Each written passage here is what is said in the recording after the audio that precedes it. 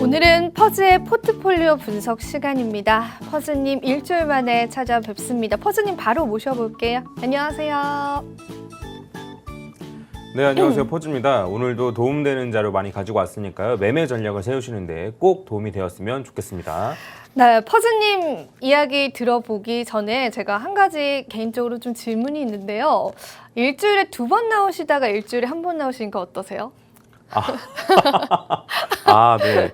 뭐 물론 이게 참 애매한 시간인 것 같아요. 네. 저희가 이제 한 20분 조금 안 되게 하잖아요. 네, 근데 맞아요. 이거를 주제를 조금 더 다루기에는 좀 짧고, 그다음에 2번에 나눠서 하기에는 좀 이게 시간이 길고, 그래서 어쨌든 최대한 좀 압축해서 좀 전달해 드리려고 노력을 지금 하고 있습니다.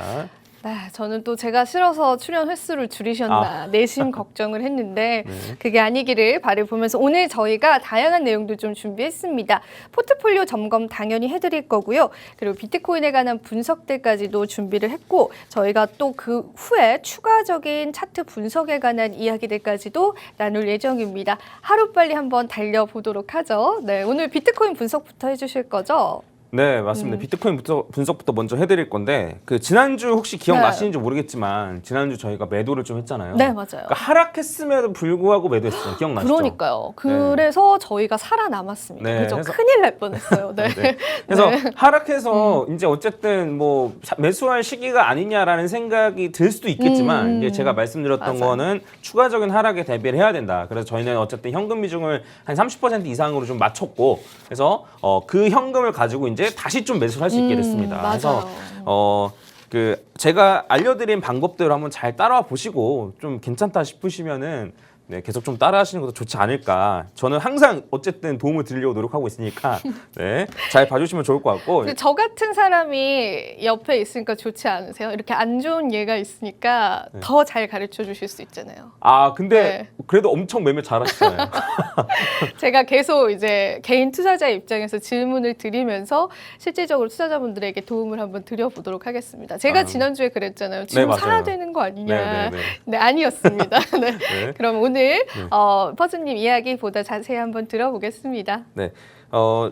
원래는 중심선 근처까지 반등할 가능성이 좀 있다라고 말씀드렸었는데, 여기 이 차트를 보시면 여기 중심선까지 반등할 가능성이 있다라고 말씀드렸는데, 실제로 반등할 가능성이 높았습니다만 항상 제가 지난주에도 조심해서 말씀드렸어요. 거기까지 올라가지 않을 가능성, 그 다음에 거기까지 간다 하더라도 옆으로 횡보할 가능성, 이런 걸 말씀드렸기 때문에 매수를 한다 하더라도 이렇게 추가적으로 하락할 거를 대비해서 좀 길게 매수하셔라, 길게 기간 잡고 매수하셔라 라고 좀 말씀을 드렸었고, 여기 중심선까지 가지 못하고 한 번 더 하락한 이후에 여기에서 어쨌든 일단 어제 같은 경우에는 일봉 양봉으로 마감된 모습이에요. 그래서 추가적으로 반등한다 하더라도 여기는 중심선에서 저항을 받을 가능성이 꽤 높아졌습니다. 좀 참고하시면 좋을 것 같고, 오늘은 제가 2019년 초 차트랑 한번 지금이랑 비교해 보려고 해요. 이제 어제도 그렇고 지난주도 그렇고 일타님이 해시리본 지표에 대해서 좀 말씀을 해주셨는데, 지금 이제 해시리본 지표 또 그렇고 다른 보조 지표들도 그렇고 그때 상황과 굉장히 유사하거든요. 그래서 해당 부분이랑 비교해가면서 만약에 그때랑 지금이랑 상당히 유사한데 그때처럼 진행이 되면 앞으로 어떻게 진행이 될까, 이런 것까지 한번 보도록 하겠습니다. 자, 이제 그때가 이제 2018년 말, 그 다음에 2019년 초 그때 상황입니다. 해서 해당 상황에 어떻게 됐었는지 한번 말씀드리고, 그러니까 해시리본 지표가 그때랑 비슷하다, 이런 건 제가 굳이 말씀드릴 필요는 없을 것 같고 확인해 보시면 되고, 제가 이제 말씀드릴 건 뭐냐면, 이때가 이제 엄청나게 하락을 하고 얘가 저점을 찍었을 때인데, 이때가 이제 비트코인 고점 대비 마이너스 84% 정도를 찍었었던 때입니다. 그리고 요 저점에서 올라간 게 한 38% 정도 올라갔어요. 반등. 그리고 그 이후에 요 올라간 거에 대한 되돌림을 80% 정도 받았습니다. 여기서 보면 23.6%까지 떨어졌거든요. 그래서 요 자리까지 이제 되돌림을 받았고, 실제로 이제 올라간 거 되면 80% 되돌림 받았는데 떨어진 수치만 따지면 한 20% 정도 조정을 겪었습니다. 그리고 여기서부터 여기까지 요 고점에서부터 여기는 저점까지 한 45일 정도 걸렸고, 그 다음에 추가적으로 여기 고점을 다시 뚫는 데까지는 한 100일 정도 시간이 걸렸습니다. 뭔 말인지 아시겠죠? 요거 일단 기억하시고 지금 현재로 돌아와서 다시 한번 살펴보면 자, 현재 같은 경우에도 지금 고점 대비 마이너스 75% 정도 자리까지 떨어졌고 요 저점 대비 요 고점이 한 42%, 43% 정도 올라갔어요. 그리고 요 보시면 아시겠지만 여기 올라간 가격대 대비 80% 정도 되돌림을 받았습니다. 23.6%까지 떨어졌어요. 해서 지금 현 상황만 보면은 보조지표 그리고 떨어진 폭과 그 다음에 반등한 거에 대한 되돌림을 따져보면 그때랑 굉장히 유사하다. 지난번이랑 굉장히 유사하다라고 말씀드릴 수 있을 것 같고 그러면 저희가 한번 예측을 해볼 수 있는 거예요. 물론 똑같이 가진 않겠지만 그냥 전혀 터무니없는 것 같고 예측을 하는 것보다 과거에 비슷한 구간이 있었는데 그대로 지금 간다면 어떻게 갈까라고 좀 예측을 한번 해보면 제가 이제 요 선을 해놨는데 요게 아까 전에 이제 여기 고점 대비 조정을 한 45일 정도 받았고 그 다음에 여기 고점을 다시 돌파하는데 한 100일 정도 걸렸다라고 말씀을 드렸었잖아요. 해서 그 구간을 표시해 놓은 건데 만약에 과거랑 똑같이 간다, 완전 똑같이 간다라고 가정을 하면 요 기간 동안까지 횡보합니다. 이렇게 하락 횡보를 거칠 가능성이 있어요. 그 다음에 여기서 올라줍니다. 올라가서 볼린저 밴드 중심선 위로 올라온 다음에 그 다음부터는 여기까지 천천히 볼린저 밴드를 중심선을 지지받으면서 천천히 올라가고 여기서부터 이렇게 돌파하는 시나리오로 간다라고 한다면 요게 가장 그때랑 완전 똑같이 간다라고 하면 이런 식으로 이제 진행이 될 수 있거든요. 그래서 이제 물론 똑같이 가진 않겠지만 이러한 시나리오가 물론 기간은 좀 차이가 있을 수 있겠지만 여전히 가능성이 높은 시나리오라고 생각이 들고 그러면 이런 식으로 진행이 된다라고 하면 저희가 어떤 걸 유념해서 봐야 되냐면 요 구간에서 어떻게 매수하느냐예요. 뭔 말인지 가셨죠? 요 이후에 비트코인 같은 경우에는 곱하기 3배, 4배 정도까지 올라갔거든요. 요 상승 이후에 한 300% 정도 올라갔었기 때문에 그러면 만약에 그 정도 상승이 있다라고 친다라면 요 구간에 어떻게 하면 잘 매수할까? 요걸 이제 저희가 고민하셔야 돼요. 어떤 돈으로? 저희가 미리미리 현금화했던 돈으로. 예, 뭔 말인지 가셨죠? 그래서 요 기간 자체를 좀 살펴드리면은 여기 고점을 다시 돌파할 때까지가 한 86일 정도예요. 그럼 이제 요 지금 한 12주 정도인데 네. 예, 저는 어쨌든 추천드리는 건 최소 10주 정도 분할로 매수한다라고 생각을 하고 진행하시면 괜찮지 않을까 싶습니다. 왜냐하면 물론 이렇게 하락할 때 매수를 완벽하게 끝내면 좋겠지만 추가적으로 저점을 깰 가능성도 제가 생각을 해야 되잖아요. 저희가 현금화 미리 했던 것처럼. 그래서 요 10주 정도에 걸쳐서 매수를 하면 한 번 더 저점을 깬다 하더라도 평단가를 좋게 만들 수 있을 거라고 생각을 하고 추가적으로 이제 제가 설명을 드리면은 27,000 정도를 돌파하면 그러니까 이제 저점을 깨지 않고 27,000 정도를 돌파한다라고 치면 아마 한 45,000에서 한 5만 정도까지는 상승할 수 있지 않을까 싶습니다.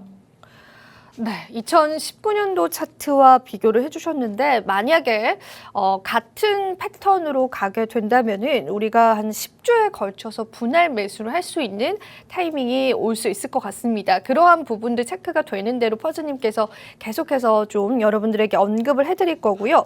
27,000달러 선을 만약에 뚫어준다라고 하면은 이 40,000달러 선까지 넘어가는 거에 관해서는 큰 무리가 없을 것 같다라는 이야기들까지도 덧붙여 주셨습니다. 추가적으로 또 하고 싶으신 말씀 있으실까요? 이제 저를 따라서 네. 그러니까 제가 일주일에 한 번씩 사고 이제 적립식 매수나 맞아요. 그다음에 그런 걸 네. 강조를 해드리는데 약간 그럴 때가 있습니다. 뭐냐면 내일 더 떨어질 것 같은데 그러니까 일주일에 한 번 사니까 일주일에 한 번 사니까 네. 다 내일 살까 이렇게 고민하시는 분들이 있을 것 같아서 제가 팁을 하나 좀 가지고 네. 왔는데 그거에 대해 설명을 드리면은 네. 그 음봉이 지속될 때는 네. 안 사고 음봉이 지속된 다음에 차트를 보시면 음봉이 지속된 다음에 양봉을 띄우면 그 다음 날 매수하시면 됩니다.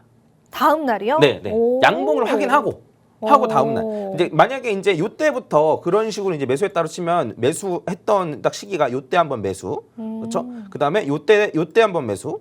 그다음에 뭐 하락하고 나서 이제 여기 하락하고 나서 여기에서 한번 매수. 그다음에 요번에도 이렇게 하락하고 나서 여기 한번 이런 식으로 매수하게 되는 거잖아요. 그래서 저희가 이제 요런 사이클을 보고 있는 거잖아요. 요 단타를 하려고 하는 게 아니고 저랑 같이 요런 사이클을 보고 있기 때문에 만약에 하락이 지속된다면 음봉이 계속 나온다라고 하면 양봉을 확인하고 매수하시는 게 좋은 방법이다라고 말씀을 드릴 수 있고 저도 자주 쓰는 방법입니다. 애매할 때는. 네. 그래서 요 점 참고하시면 좋을 것 같습니다.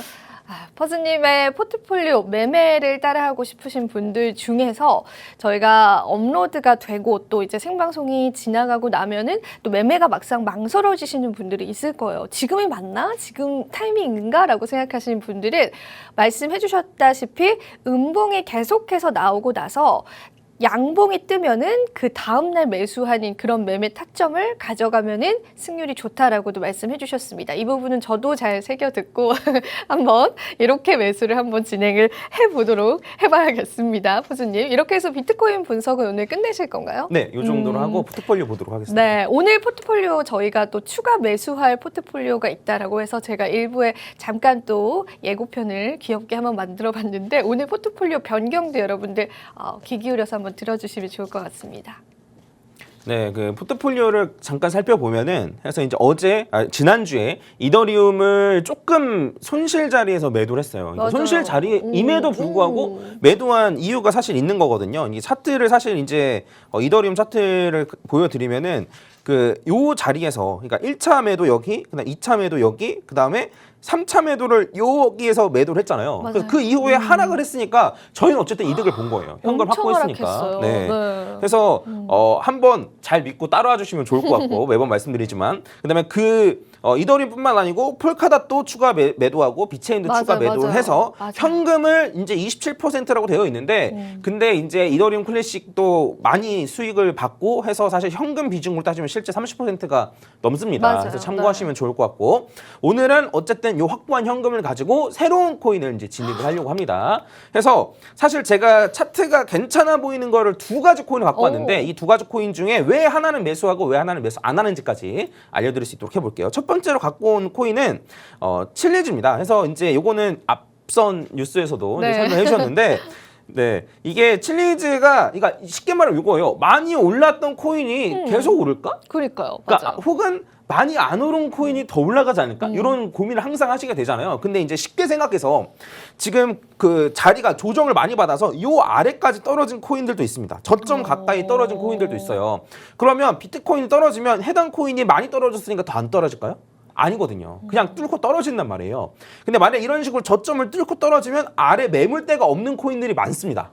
그런 코인들보다는 차라리 조정을 받는다 하더라도 이런 식으로 매물대가 있는 코인들을 매수하시는 게 훨씬 더 제 생각에 유리하다라고 생각합니다. 물론 상승폭이 적어도 그만큼 안전한 코인을 가져가자는 거죠. 그래서 칠리즈 같은 경우에는 사실 조정이 조금 더 예상되긴 해요. 근데 제가 아까 전에 말씀드렸듯이 10주에 걸쳐서 매수한다라고 친다면 충분히 좋은 자리를 가질 수 있다라고 생각합니다. 해서 칠리즈 같은 경우에는 이제 시드의 한 5% 정도를 가지고 그러니까 전체 를 100으로 봤을 때 한 5% 정도를 가지고 이제 매수를 하시면 되고 만약에 100만 원으로 하신다라고 하면 그럼 요 코인에 배정된 게 5만 원이잖아요. 그럼 이제 10주에 걸쳐서 나눠서 하면 한 주에 5천 원씩. 네, 이런 식으로 10주에 걸쳐서 매수를 진행하시면 되겠습니다. 그러면 이제 제가 알려드린 대로 평단가 잘 잡히고 충분하게 큰 수익으로 빠져나올 수 있어요. 그리고 칠리즈 말고 차트 모양이 괜찮은 코인 중 하나가 엠블이에요, 엠블.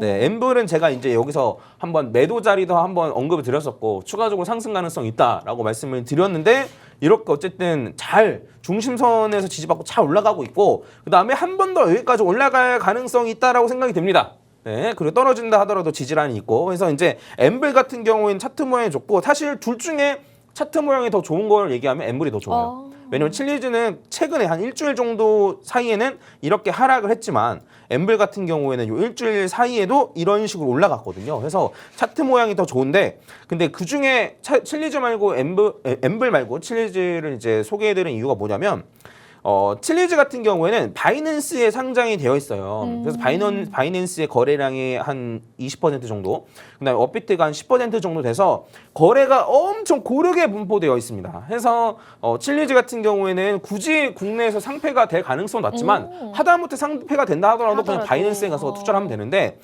엠블을 예시로 말씀드리면 엠블 같은 경우는 업비트의 거래량이 99%예요. 그리고 해외 거래소에도 상장이 되어 있는데 맥스씨랑 플로닉스에 상장이 되어 있는데 이 거래소 같은 경우에는 우리나라에서 이제 우리나라 우리 내국인들 상대로 이제 정해준 걸 지키지 않아서 접속 차단을 요청했던 그 거래소 16개 알고 계시죠? 네. 그 뉴스가 떴는데 거기 안에 포함된 거래소란 말이에요. 그래서 요거 같은 경우에는 하다못해 업비트에서 상폐가 되면 그냥 영원히 되는 겁니다. 아예 그냥 휴지 조각이 되어버리는 거라서 물론 짧게 보고 들어가면 괜찮아요. 근데 이제 저는 이러한 리스크를 최대한 좀 피하고 싶기 때문에 차트가 더 좋아도 칠리즈를 요 포트폴리오에 포함한 거라고 생각을 해주시면 좋을 것 같습니다. 네, 오늘 칠리즈가 포함이 됐고요. 엠브를 선택하지 않은 이유, 이 거래소의 리스크들까지도 좀 짚어주셨습니다. 저희가 시간이 얼마 남지 않았는데 오늘 후행 지표에 관해서도 좀 준비를 해주셨다라고 하는데 짧은 시간 동안 가능할까요, 퍼즈님? 네, 한번 빠르게 한번 해볼까요? 해보도록 하겠습니다. 그래서 저도 이제 후행성 지표를 많이 쓰는데 후행성 지표에서 가장 여러분들이 쉽게 쓰시는 게 골든 크로스, 데드 크로스예요. 맞아요. 이동 평균선을 가지고. 근데 실제로 골든 크로스, 데드 크로스를 실제로 매매하시다 보면 그 수익률이 안 나옵니다. 보면은 여기서 골든 크로스가 나고 여기서 데드 크로스가 났는데 실제로 매수한 거는 골든 크로스가 난 다음 날에 매수를 할 수밖에 없어요. 왜냐하면 해당 날에는 골든 크로스가 안 날 수도 있거든요. 맞아. 그래서 그 다음 날 매수하게 되면 여기서 매수를 하고 그 다음에 여기서도 데드 크로스가 난 다음 날 매도를 하면 여기서 매도를 하는 거예요. 그래서 지표만 보면 이렇게 수익 아니야라고 생각을 하시겠지만 실제로 마이너스인 경우가 많습니다. 네, 해서 이런 점들을 좀 확인을 하시면 좋을 것 같고 요 후행성 지표를 아마 처음에 접하시는 분들이 많을 거예요. 그나마 골든 크로스, 데드 크로스 쉽잖아요. 네, 근데 실제로 이제 요 후행성 지표를 가지고 하는 거는 승률이 50%가 잘 안 됩니다. 안 되고 다만 수익을 가져가면 크게 가져가고 손실을 가져가는 건 짧게 가져가는 식으로 마무리가 되는데 시간이 좀 짧으니까 이 정도로 마무리 짓고 저희가 만들어서 사용하는 지표 같은 것도 있는데 실제로는 어떤 식으로 진행되는지 다음 시간에 한번 설명을 드릴 수 있도록 해보겠습니다. 네, 여러분들이 가장 많이 알고 계시는 골든 크로스와 데드 크로스를 우리가 실제로 적용하기 힘든 이유들에 관해서도 오늘 짚어주셨습니다. 오늘 짧은 시간 동안 다양한 내용들 여러분들에게 제공해드리기 위해서 노력하신 퍼즈님께 다시 한 번 더 감사하다고 인사드리고요. 오늘 저희가 준비한 소식은 여기까지입니다. 마지막으로 본 방송에서 제공하는 정보는 투자 판단에 대한 조언일 뿐 가치 판단 상승 하락을 보장하고 있지 않다라는 점 다시 한번 유의 부탁드리고요. 저와 퍼즈님은 다음 주 이 시간에 다시 찾아뵙도록 할게요. 오늘도 시청해주신 여러분 고맙습니다.